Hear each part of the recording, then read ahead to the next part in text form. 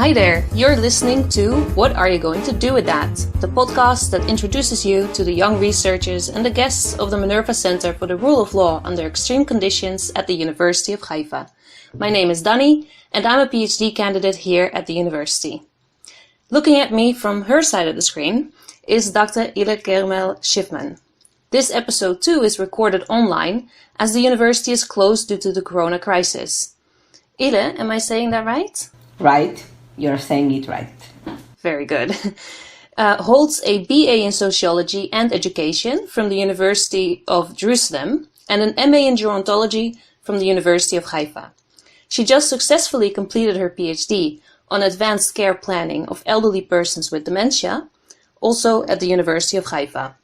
Ile has publications on her name already, as her PhD was based on articles. Currently, she is a research associate at the Myers JDC Brookdale Institute, where she is part of the aging team. Her main research areas are advanced care planning, elder autonomy, coping with dementia, and family caregivers.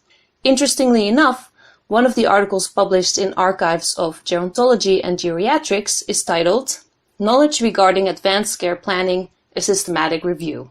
This title already hints that there isn't actually that much knowledge among the public about advanced care planning. And to be honest, I don't know that much about it either. So I'm very glad to have you as our guest today and to learn all about it. Okay, good morning, Ile. Good morning, and thank you for having me. It's a pleasure for me to be your guest.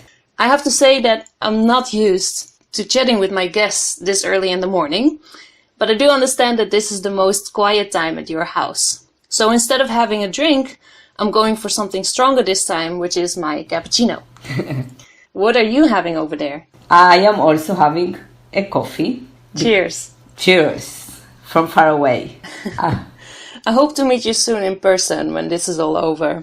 I would like to too. Let's kick off the morning with some short questions. Are you ready? Yes, I'm ready. If there would be 25 hours in a day, what would you do with the extra hour? Wow, great question. I think I will go to exercise, to go for a walk farther than 100 meters and go around and exercise. I think that this is the thing that I am really missing these days. And it's hard to find the time for it as well. It's hard to find the time, and I would like to go further and walk around and see the nature and breathe some fresh air. All right, sounds good. And then, which song or album can you listen to all day long? All day long. I think my favorite, I will say singer and not a song, it's Shalom Hanoch in Hebrew. An Israeli star? Yeah. And I also like Nora Jones. Oh, that's beautiful. Yeah. I like that too. So I can hear to both of them all day. Do you listen to music while you study? No. When I study or do the research, I need to be quiet. I can't work with music. I prefer quiet time. All right. Then, do you collect anything? I don't think that I collect stuff right now. I used to collect when I was younger. I mean, when I was a little girl, I loved Hello Kitty. Okay. Yeah, even that it was a long time ago. These days, I don't have time to collect anything. Yeah, right. Maybe something for the future again. Something different than Hello Kitty, probably. Yeah, I still like Hello Kitty. Okay, fair enough. What hobby or skill would you most like to learn? I would like to learn, I start learning to play the organ. Wow. Yeah, I actually started 3 years ago during my PhD. I decided that I have to do something else than working and being a PhD student. So I started doing private classes and learning music and to play the piano, the organ I mean. And that's what I would like to do more, but right now I quit. I don't have much time, but I hope to renew it soon. Nice. Then the last question. What's your favorite family tradition? Is there anything unique to your family that's typical just for your family? I think that one of the traditions that we keep every day is that we all meet for dinner, and I think it's very important. We don't skip dinner, and it's a very special time because we all say something nice that happened to us during that day. Oh, that sounds like a very nice tradition. Yeah. Some positive energy at dinner. Yeah, that's a very important one for us. Okay. Well, now that the coffee started to kick in, I'm ready to hear more about your work. Can you tell me a little bit about how you got from your BA in Sociology and Education from Jerusalem to an MA in Gerontology in Haifa?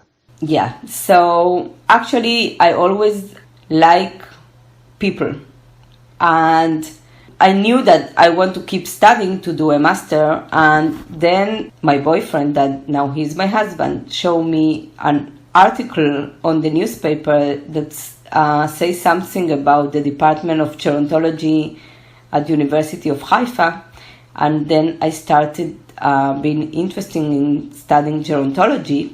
But I think that it comes from my real love to my grandparents. I had a grandmother and a grandfather that they already died, and they actually moved from Argentina to Israel too, a few years after we made the Aliyah to Israel, and I was very attached to them until the last day. And I think that my love to old people come from my love to my grandparents. So in a way, your studies are an ode to the love of your family. Yes, definitely. I think that I think I was very young when I started my master, and everybody asked me, why you, a young person, are interested in old people? They look at me a little weird, or ask me that question always, and I say that I love old people, and that comes from my love to my grandparents. Great. Can you tell me when you moved to Israel? From Argentina, you said? Yeah, I was born in Argentina, and I moved to Israel when I was 12. So actually, English is for me my third language, because my first language was Spanish, the second language was Hebrew, and my third language was English, even that now I speak more English than I speak Spanish. Right, I feel you. I moved to this country just a few years ago, not as long ago as you did, from the Netherlands, and of course Dutch was my first language. I picked up English quite fast, so that was actually my second, but then I had to learn Hebrew, and even though sometimes I do work with it, it's still a struggle. Yeah. So it's very interesting that I did my PhD in English, and I wrote everything in English, and for me it's easier to speak about what I do and what I work in English than in Spanish. So why did you choose to work in English? I think that most of the materials and everything, I think in gerontology, in the academic, and especially in advanced care planning, is in English. So also my advisor, Professor Perla Werner, recommends me to do a PhD of publications. So the publication were planned to be in English, and all my research started being in English. Even that, I conducted 195 face-to-face interviews with family caregivers of people with dementia in Hebrew, of course. So the interviews were in Hebrew, and then I translate all my work into English for publications. That's quite impressive. Yeah. Congratulations. But let's take a small step back. When did you decide to pursue a PhD after the MA? Yeah, so the MA I did 15 years ago, and then I work in the field of gerontology for a few years. I work in different places, private and in the municipality and in an NGO. And then I wanted actually to challenge myself a little more. I started being a research assistant of the person who was my advisor later. So I started doing research, and then like a year or two after that, I decided to start my PhD. With this particular person?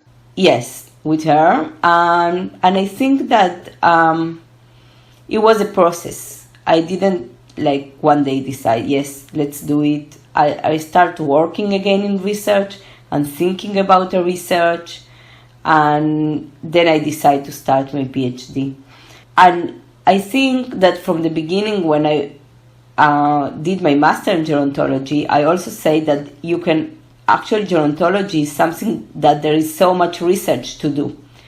It's such kind of a young field that there is so much to research. And that was always in my mind, even that I was working only in the field. And then after a few years, when I actually had kids, I decided it was the right time to go back and do my PhD. All right. And what enabled you to do the PhD? Did you receive a scholarship or did you have to work in the meantime? Actually, yes, I received a scholarship from the University of Haifa, and that really helped me because then it allowed me to invest my time in research. But I also work part-time doing research with my advisor beside my PhD. And what kind of work was that? I was a research assistant in different projects. One of them was also about advanced care planning, but during the years we did different research. So please tell me, what is advanced care planning? Advanced care planning. So advanced care planning actually is a process where a person can think and decide about what treatment the person would like to receive or to avoid at the end of life, when the person reaches that part that it's called end of life. And what is end of life? End of life is when a person have no more than 6 more months to live. So actually in few countries and in Israel too, there are laws that allow the person to decide on that treatment. In Israel, you can write advanced directives. It's a document where you can write what treatment you like or you deny to receive at the end of life. And you can also appoint a durable power of attorney, that is a person that can decide if you won't be able to make your own choices for end of life. And in Israel, we have a law from 2005, but unfortunately, not much people sign advanced care planning in Israel because there is no awareness or no knowledge about these options, that actually this option exists at all. And it seems that it's too bad that people don't know that they have the option to undertake advanced care planning. Right. It does sound like a very important thing to know that is maybe also under-researched. Yes, there is no more research, there is no more awareness of the public and no more awareness of the professionals working. And I think that especially in these days, the corona days, it's very important to plan. But not only in the corona days, everybody have the right to decide what treatment he would like to receive or not to receive. So it doesn't let the people that family caregivers or professionals like doctors, nurses, to decide to make that decisions for somebody else. Because having to decide for somebody else, it's a very heavy burden for family caregivers, especially if they don't know what the person wants. How, people decide how to want to live and they choose a lot of things during their life. but they don't really think about their last time or the last days of life. All right. You already mentioned something about Corona, and we're still meeting each other online because of the situation. And how do you think that this situation or the coronavirus affects your field of gerontology? Wow, I think that this is a very important time for old people. You know, I think that these days there is a lot of ageism in the society, and ageism is a discrimination on the basis of their age. So in these Corona days, we cannot relate to all the people that they are older than 65, that what is being old in the same way. The definition of older person include a group of people that can be 30 or even 40 years apart. So we cannot treat or relate to them in the same way, because being 65 and being active and even working is different from being 95. But even, you know, some people can be 95 and still maybe working and being active. So it's a very individual situation, actually, to be old. It really depends on the person, doesn't it? It depends on the person, on the physical situation and the cognitive situation of each person. So we can't put them all together in the same situation and say, you know, they are old, so they cannot leave the house. No, you know, you can't treat 35 or 40, as I say, years of a big population in the same way. So that's something that really bad that is happening now, and we need to deal with that situation. And I think that we have to change the way that people think about being old, or what are the old people, and we should relate to them in different ways and not in only one way. So ageism is a form of discrimination, and this is something that became even more apparent during the Corona crisis.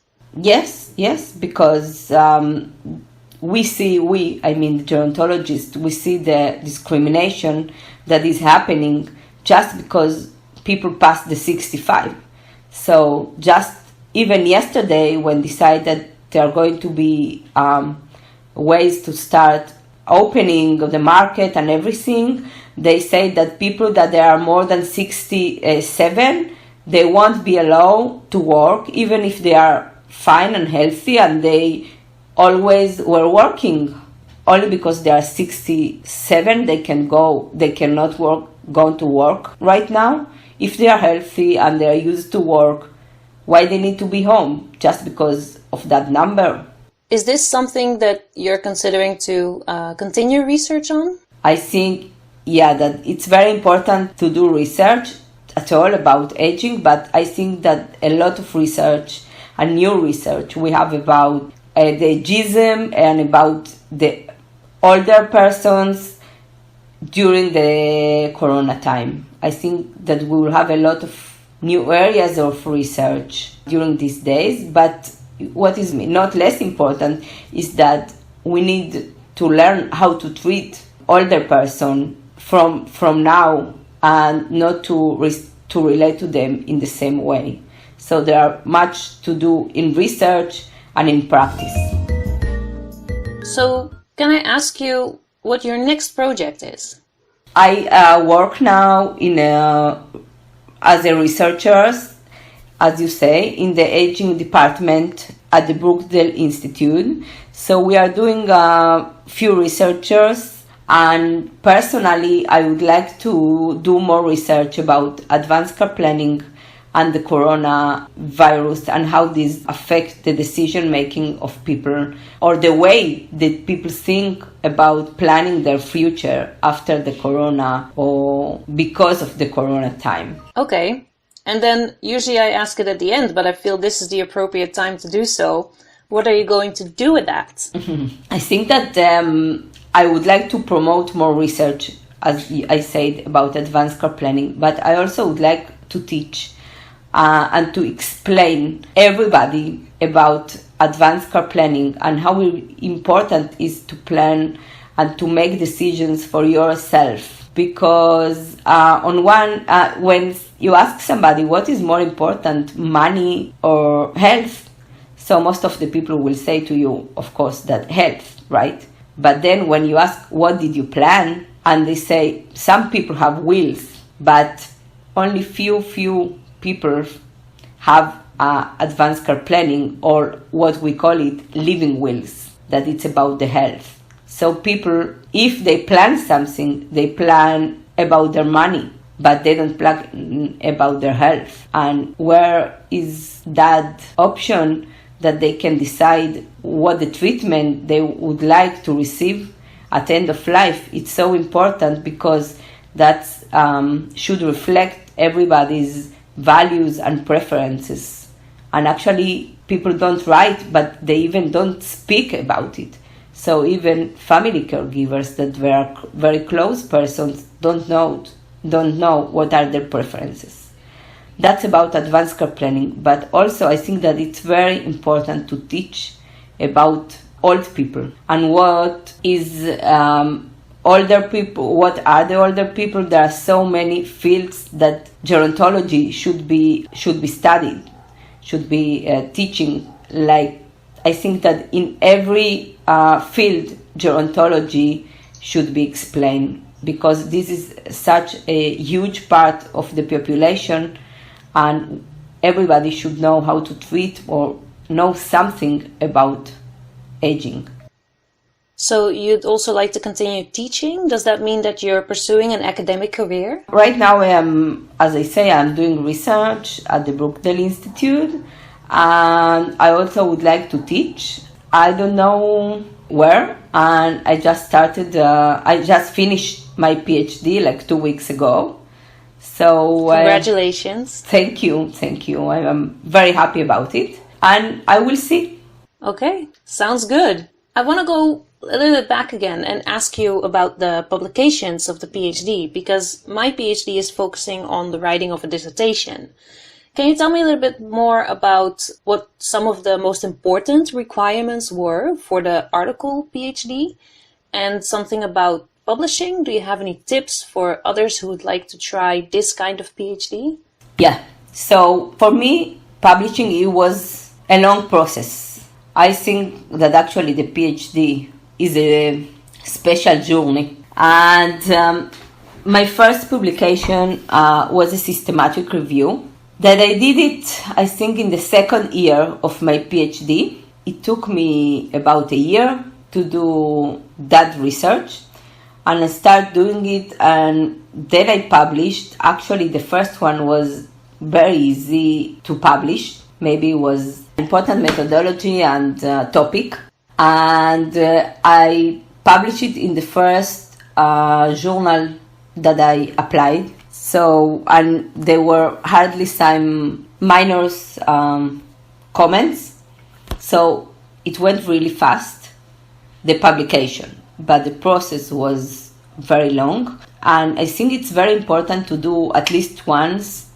a systematic review, because then you can have the whole panoramic knowledge of what is about a specific field. So that was a big work for me and a big research. And then I started doing the research. I started doing first a qualitative research.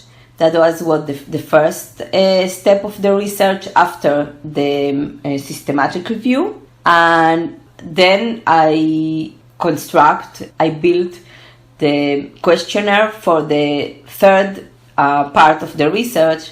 That was the quantitative research that included the 195 face-to-face interviews with family caregivers of people with dementia about undertaking advanced care planning for themselves.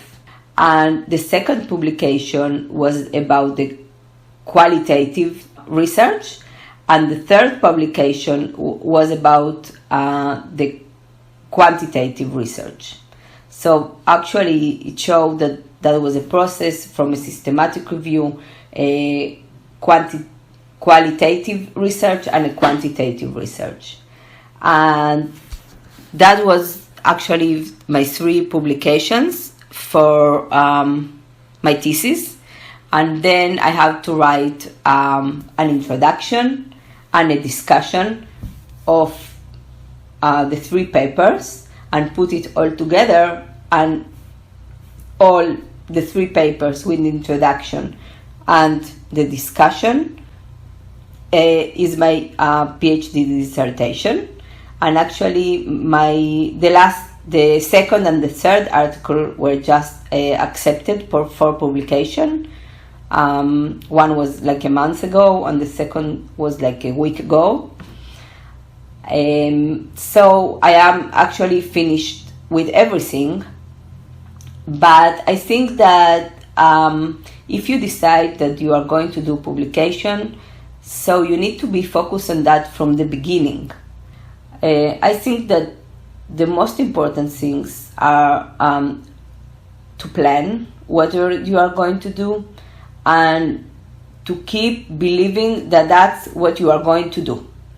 Because there are a lot of obstacles during doing research and during writing and during the whole process. It's so hard.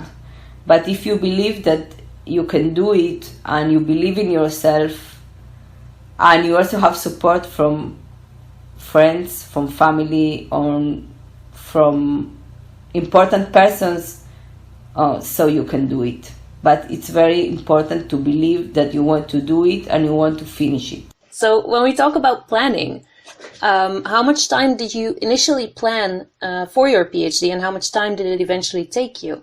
You know, my fellowship was for 3 years. Okay. And then I said that I will finish it before my son's bar mitzvah. But I still have like 6 more months, but I am done. But I planned to do it in 4 years, and actually I did it. Congratulations, very good. Thanks. I did it in 4 years, formally, but it took me a year and few months to do the proposal, so you can add it, and then like few more months to finish everything. So actually formally was around 4 years, and informally was around 6 years at all. And you also spoke about some obstacles. Could you give us some examples? Wow. I can give you a few. You don't have to spill everything. Then we can stay here until the night. I think one of them is about the time to do the research, time to write, time to think. You need to be really, again, planned. You need to plan your time, and you need to know when you are going to write, how much time you want to devote to each of the stage, of the steps of the research, more or less. You know, you always have things that happen in life, in personal life, in the professional life. Another one is that researchers feel that it was hard, because going to ask people about what do you think about planning your end of life, it was hard emotionally for people. So it was sometimes hard for me too to speak about it and go to family caregivers of people with dementia that they are already experiencing hard time in their life and ask them about what they think about planning their own end-of-life care. It was very hard. So emotionally it was hard too. It wasn't easy at all also to write everything in English and to do the editing and to prepare everything. It was challenging. And how did you overcome these obstacles? How did you deal with maybe the psychological stress of the particular topic that you were working on? I had a lot of support from my husband and from some of my friends, and I came and talk about the hard time, and I also have some colleagues that I talk to them about the hard the hard times or the hard feelings about researching a special field. And I think that would help me on the emotional stuff, on the emotional part. And on the other part, as I told you, I like to plan, so I kind of had everything planned, and I say from now to, I had months that I decided these are the months that I am going to do the interviews, and I did all the interviews in 13 months. So I planned how I'm going to do 195 interviews in 13 months. So I had to do around 5 a week. So I tried to keep that, and if I couldn't the next week or the next coming weeks, I did more. To wrap up, I'd like to ask you another set of short questions. Firstly, what was the most important conference that you've been to? Okay. I think that I was in a conference of the Alzheimer Association in Chicago. That was a great experience for me to be in a conference abroad and with people from all around the world. That I also did a lecture there about my second paper, and it was a great experience to meet colleagues from all around the world, taking care of people with dementia and doing research about dementia. It was very interesting, but the most important one, I think, it was the last one. It was 2 months ago. That actually it looked like 2 years ago, but it was exactly today, 2 months ago. Really? Yeah, I present my thesis, my PhD study at gerontological conference in Tel Aviv, and I think that for me was the most important moment of my career until now, because I knew a lot of people that were in the audience and come to hear my lecture, and it was the presentation of my PhD. So for me, it was a very special and important moment. And did it go well?